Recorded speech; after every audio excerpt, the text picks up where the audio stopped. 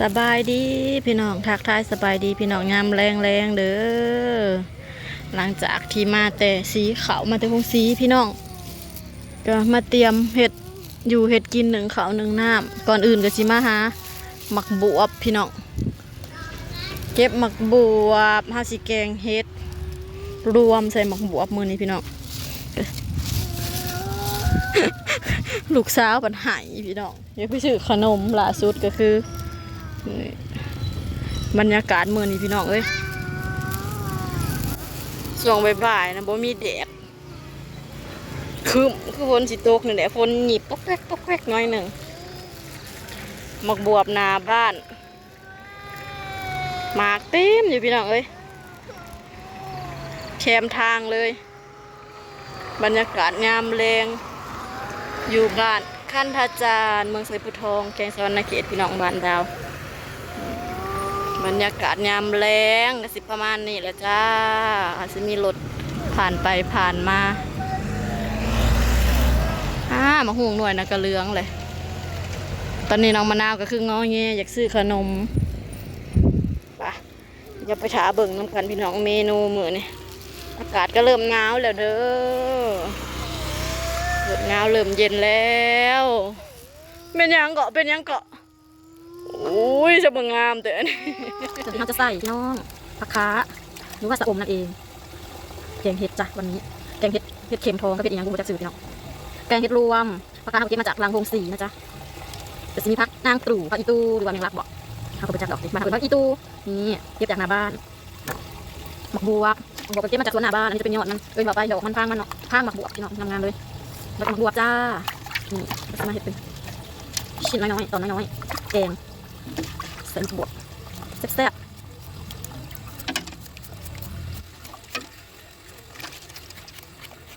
ชิม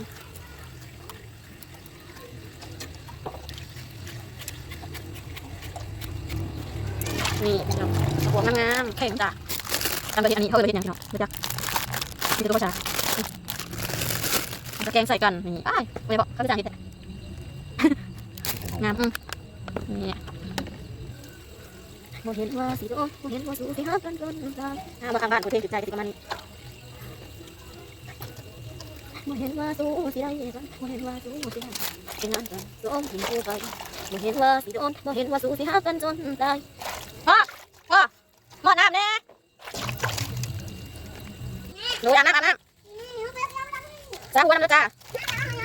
โอเคจ้าโมเห็นว่าสูสีได้โมเห็นกันสูมาพี่น้องจะมาเริ่มแกงกันเลยบัดนี้หนึ่งข้าวหนึ่งยังสุกแล้ว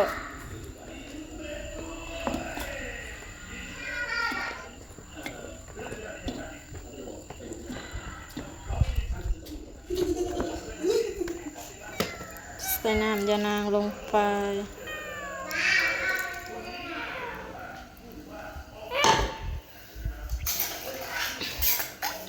ข้าวเบื่อลืมสมเนาะใส่ใบสมเห็ดคือแกงหน่อไม้เนาะพี่น้องบ่ใส่กระยาใบสมยังขึ้นดูนะใส่หมูสามสันพี่น้องหมูสามสันเฮาซอยเป็นตอนเรียบร้อย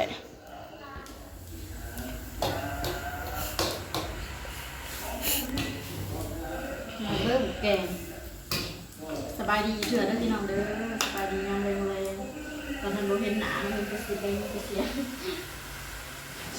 เกลือใส่เกลือนิดนึงใส่เกลือหน่อยนึงจ้า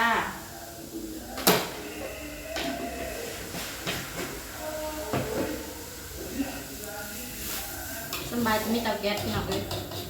มากะอุ่นข้าวอุ่นข้าวเย็นข้าวที่ทำหนึ่งเช้านี้ทำกินบ่เบิดเขาก็มาอุ่นกินข้าวใหม่หอมๆพี่น้องเลยสีขาวใหม่มากินเบิ่งครั้งหน่อยหนึ่งขาวเก่านะยังอยู่ประมาณครึ่งกระถาง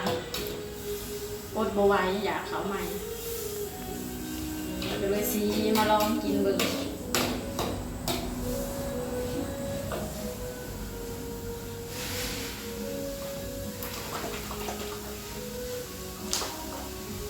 น้ำปลาแดกด้วยยาอันนี้แม่ ม่ครัวมาในจีบชุดนอนพร้อมนอนพี่น้องกินแล้วก็นอนปกติเชียนกินเขาแล้วจะอาบน้ำนอนอาบน้ำก่อนมาไว้ชี้เขาลงมือคันคลาย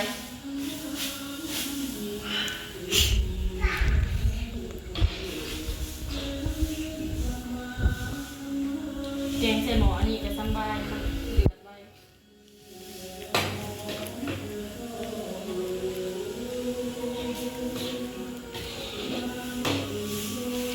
เขาก็คือเขาเขา12 สอบพี่น้องดาวเขียนว่าเขา13 สอบมือนี้ซีแล้วแต่เท่าไหร่ตอนเช้าหาตอนแดง3เป็น8 สอบพี่น้องซีแล้ว8 สอบยังอยู่4 สอบ8 9 10 11 12มืออื่นสืบต่อ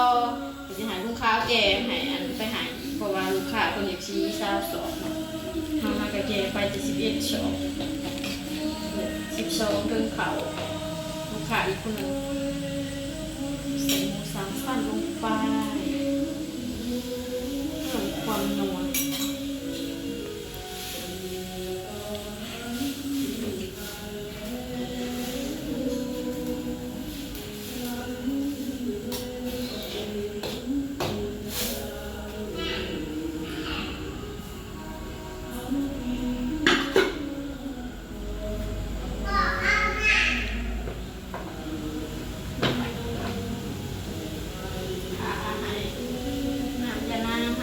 ทำซุปก่อนใส่ผักใส่น้ำลงไปมาดูไก่ๆที่ตักก้องจ้าถ้าเราใส่ผักด้วยนี่เป็นตะแสบอยู่ป่ะพี่น้องแกงเห็ด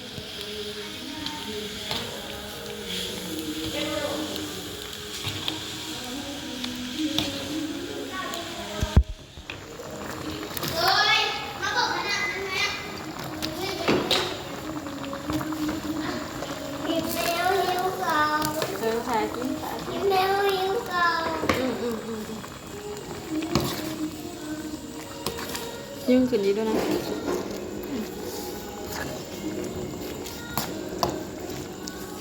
เอามาให้เอาหูเตยเตยบอ พงนัวใส่หลายแซ่บหลายใส่หน่อยบ่แซ่บหน่อยบ่ใส่บ่แซ่บเลย กูใส่นัวหลาย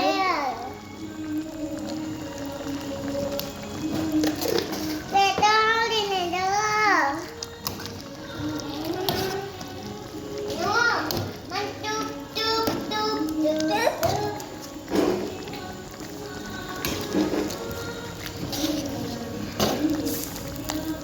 เป็นตะแซ่บบ่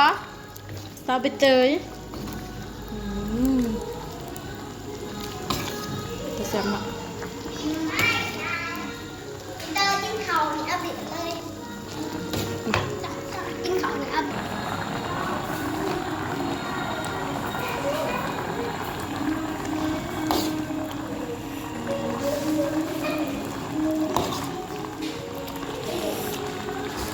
สุกพร้อมเสิร์ฟเลยพี่น้องมาเด้อกินข้าวแรงนำกันเด้อแกงเห็ดจะแซ่บ กินแห้งแล้ว